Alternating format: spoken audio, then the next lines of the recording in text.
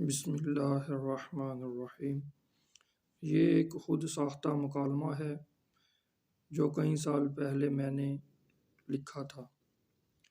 اس سے انشاءاللہ تعالی محبت رسول صلی اللہ علیہ وسلم میں اضافہ ہوگا۔ مکالمہ کچھ اس طرح ہے۔ آج 12 ربیع الاول شریف ہو گئی ہے۔ آقا صلی اللہ علیہ وسلم کی سالگرہ مبارک کا دن 12 ربیع الاول شریف چند روز بعد آنے والا ہے۔ مجھے بار بار یہ سوچ آتی ہے، تو اپنے پیارے نبی صلی اللہ علیہ وسلم کی جشن ولادت پر کیا تحفہ بارگاہ اقدس صلی اللہ تعالی علیہ وسلم میں پیش کرنے کی سعادت حاصل کرے گا۔ میں نے سوچا کیوں نہ اپنے اعمال نامے کی گٹھڑی کھولی جائے اور وہاں سے بہترین اعمال چن کر ان کا ثواب بارگاہ اقدس میں بطور تحفہ پیش کر دیا جائے۔ سو میں نے اپنے اعمال نامے کی پوٹلی کھولی۔ پوٹلی کھولتے ہی ایک بدبو تھی جو ناک کے ذریعے میرے دماغ کو چڑھنے لگی۔ میں نے ناک پر رومال رکھ کر غور کیا، یہ بدبو کہاں سے اٹھ رہی ہے؟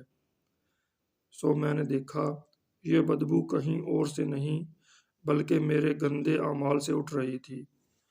کہیں غیبت کے گند کی ڈھیری تھی تو کہیں جھوٹ اور حق تلفی و بد نگاہی کے گندگی کے ڈھیر تھے۔ میں نے جلدی جلدی سارے اعمال کو الٹ پلٹ کر کے دیکھنا شروع کر دیا، شاید کہیں کوئی نیک عمل کا ہیرا چھپا مل جائے۔ لیکن یہ کیا، کافی کوشش کے بعد بھی ایسا کوئی عمل نظر نہ آیا۔ گٹھڑی کو بند کیا اور ناک سے رومال ہٹا کر سر کو پکڑا اور بیٹھ گیا۔ کافی دیر گم سم بیٹھنے کے بعد خود کو ہی مخاطب کر کے کہنے لگا، اٹھ بھئی، ایسے تو کام نہیں بنے گا۔ آقا صلی اللہ علیہ وسلم کا میلاد ہے، کوئی تحفہ تو ضرور دینا ہے۔ پھر خیال آیا، میری شادی پر کافی عزیز و اقارب نے بغیر سلے کپڑے دیے تھے، وہ صندوق میں پڑے ہیں، چل ان میں سے کوئی ایک سوٹ نکال کر آقا صلی اللہ علیہ وسلم کے نام پر کسی غریب کو دے دے اور اس کا ثواب بطور تحفہ بارگاہ رسالت صلی اللہ علیہ وسلم میں ارسال کر دے۔ دل نے کہا، ہاں یہ ٹھیک ہے۔ جلدی سے اٹھا، صندوق کھولا، ایک مردانہ سوٹ نکالا اور لے کر کسی غریب کو دینے چلا۔ میرے ضمیر نے مجھے ٹھہر جا کہہ کر روک لیا۔ تیری شادی کو اتنے سال گزر چکے، تو جب بھی اپنے لیے سوٹ سلواتا ہے تو شہر سے جا کر نیا سوٹ خریدتا ہے۔ وہ کپڑا خریدتا ہے جس کا فیشن ہوتا ہے، جو اچھا معیاری ہوتا ہے۔ تو صندوق میں پڑے ہوئے مردانہ کپڑوں میں سے کوئی سوٹ اٹھا کر اپنے لیے کیوں نہیں سلواتا؟ اسی لیے نا کہ یہ نارمل کوالٹی کے ہیں اور ایسے سوٹ صرف بتی بکتانے کے لیے تقریباً ہر گھر میں ہوتے ہیں، جو کسی کی شادی بیاہ پر اسی طرح اٹھا کر دے دیے جاتے ہیں۔ ضمیر کی یہ بات میرے دل کو لگی۔ میں رک گیا، واپس گھر گیا اور صندوق سے نکالے گئے سوٹ کو دوبارہ صندوق میں رکھ کر صندوق کو کسی کی شادی کے آنے تک بند کر دیا۔ میرا جذبہ بیدار ہو گیا۔ ہاں، کسی بڑے آدمی سے ملا جاتا ہے تو اسے بڑے اچھے طریقے سے ملا جاتا ہے۔ جب کوئی اسے تحفہ دیا جاتا ہے تو وہ بھی اعلیٰ کوالٹی کا تحفہ دیا جاتا ہے، اور میرے آقا صلی اللہ علیہ وسلم تو اللہ تبارک و تعالیٰ کی تمام مخلوق میں مرتبے و درجے کے لحاظ سے سب سے زیادہ بڑے اور اونچے ہیں۔ میں نے تجوری سے 10,000 نکالے، شہر کی طرف چل نکلا۔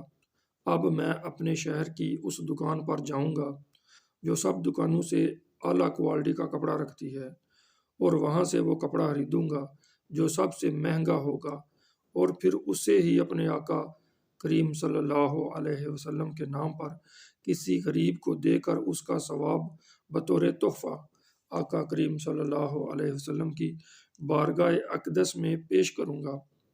میں شہر کی طرف جا رہا ہوں۔ آج میری رفتار بھی پہلے سے تیز ہے۔ میری رفتار تیز ہونے کی طرح میرے جذبات بھی تیز ہو رہے ہیں۔ شاید اسی وجہ سے میرے چہرے پر لالی و خوشی بھی آ گئی ہے۔ ضمیر نے پھر مجھے روکا۔ ٹھہر ٹھہر، ارے اپنی رفتار آہستہ کر، بریک لگا، میری بات سن، پھر اپنے مقصد کو پورا کرنے کے لیے جانا۔ میں ضمیر سے مخاطب ہوا۔ بول، اب کیا تکلیف ہے؟ اب کیوں میرا راستہ روکتا ہے؟ میں نے تو سنا تھا کہ شیطان اچھے کام کرنے والوں کی راہوں میں رکاوٹ بن کر کھڑا ہو جاتا ہے۔ تو کب کا شیطان بن گیا؟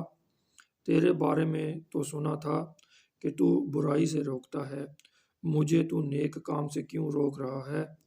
میں بولے جا رہا تھا کہ ضمیر نے چپ کہہ کر مجھے چپ کرا دیا۔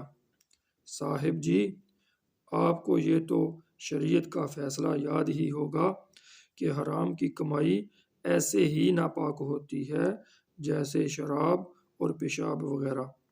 اسی لیے حرام کی کمائی مسجد میں نہیں دینی چاہیے کہ وہ پلید ہوتی ہے، اور ایسی کمائی نیک کاموں میں لگانا اور پھر ثواب کی امید رکھنا بہت برا عمل ہے۔ یہ جو تو 10,000 لے کر شہر کی جانب منہ اٹھائے بھاگا بھاگا جا رہا ہے، اپنے آقا کریم صلی اللہ علیہ وسلم کے لیے تحفہ خریدنے تاکہ 12 ربیع الاول کو پیش خدمت کر سکے، نادان، ذرا سوچ، یہ 10,000 کہاں سے آیا؟ تیری کمائی میں سود تو شامل نہیں۔ ہائے، میری تو جیسے جان ہی نکل گئی۔ میں گھٹنوں کو پکڑتے ہوئے جہاں کھڑا تھا وہیں بیٹھ گیا۔ ارے یہ 10,000 تو وہی ہیں جو میں کل بینک سے نکلوا کر لایا تھا۔ میں نے 10 لاکھ روپے بینک میں 5 سال کے لیے فکس کروا رکھے ہیں۔ بینک والے میرے 10 لاکھ پر مجھے ہر مہینے 10,000 اس طرح سود دیتے ہیں کہ 5 سال بعد میرے 10 لاکھ بھی پورے کے پورے مجھے واپس مل جائیں گے۔ ہائے، میری تو قسمت ہی پھوٹ گئی۔ میں اپنے آقا کریم صلی اللہ علیہ وسلم کی سالگرہ پر اب کیا تحفہ دوں گا؟ اٹھا، مریض چال چلتا ہوا گھر آ کر چارپائی پر لیٹ گیا۔ ہائے، میں کمزور ایمان والا، اگر سود نہ لوں تو گھر کیسے چلاؤں؟ مجھ نادان کو تو کوئی کاروبار بھی کرنا نہیں آتا۔ اگر یہ جو 10 لاکھ ہیں ان کا کوئی کاروبار کیا تو یہ بھی جاتے رہیں گے، پھر کیا کروں گا؟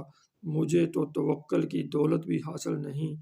تقریر تو بہت سنتا ہوں، ہائے عمل کرنا کتنا مشکل ہے۔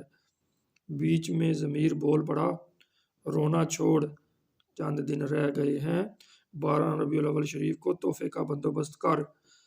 میں پھر سوچنے لگا، کیا کروں، کون سا تحفہ دوں؟ ہاں، درود شریف کثرت سے پڑھتا ہوں، اور پھر 12 ربیع الاول شریف کو وہی بطور تحفہ ایصال ثواب کروں گا۔ جٹ اٹھا، وضو کیا، تسبیح پکڑی، اور جو ہی مصلے پر بیٹھنے لگا تو ضمیر نے مجھے پھر روک لیا۔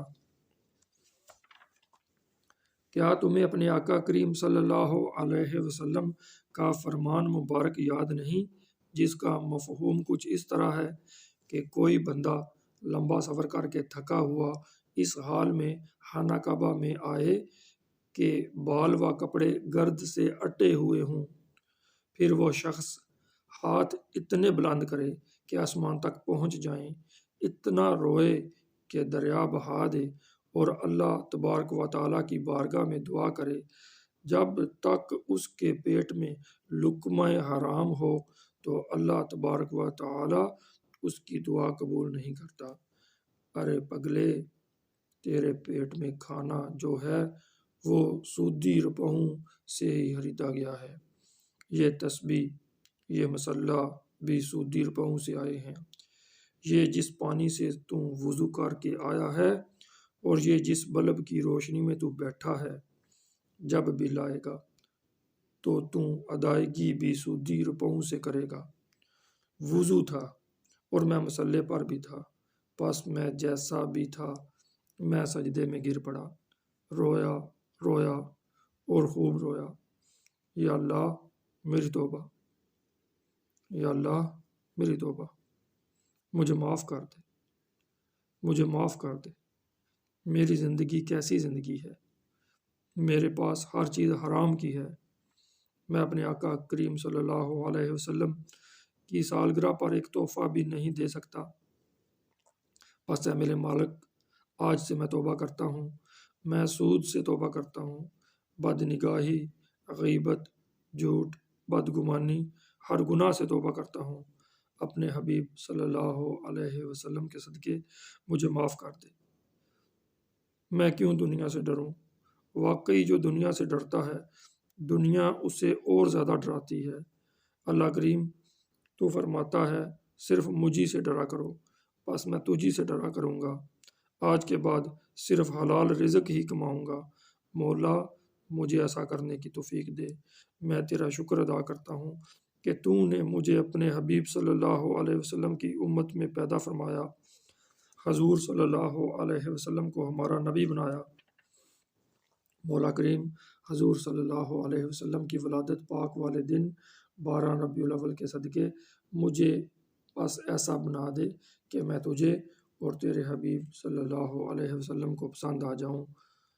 آمین۔ یا رسول اللہ صلی اللہ علیہ وسلم، میں بہت شرمندہ ہوں، میں فقیر و گنہگار و کنگال ہوں، میرا دامن خالی ہے، میرے پاس ایسی کوئی شے ہے ہی نہیں جو اس قابل ہو کہ آپ صلی اللہ علیہ وسلم کی بارگاہ اقدس میں بطور تحفہ پیش کر سکوں۔ ایک التجا ہے، وہی بارگاہ اقدس میں پیش کر رہا ہوں۔ یا رسول اللہ صلی اللہ علیہ وسلم، آپ کا رب فرماتا ہے، جس کا مفہوم کچھ اس طرح ہے کہ جب کوئی اپنی جان پر ظلم کر بیٹھے پھر وہ آپ صلی اللہ علیہ وسلم کی بارگاہ میں آئے، اپنے گناہ سے توبہ کرے، مجھ سے معافی مانگے، اور پھر اگر آپ بھی اس گنہگار کے لیے میری بارگاہ میں معافی کی درخواست کریں تو میں اسے بخش دوں گا۔ بس پیارے آقا کریم صلی اللہ علیہ وسلم، میں نے بھی اپنی جان پر ظلم کیے، اب میں نے توبہ کر لی ہے۔ آپ صلی اللہ تعالی علیہ وسلم بھی اپنے گنہگار امتی کے لیے اپنے رب کی بارگاہ میں ہاتھ اٹھا کر مغفرت کی دعا فرما دیجیے تاکہ میرا بیڑا پار ہو جائے۔ آمین ثم آمین۔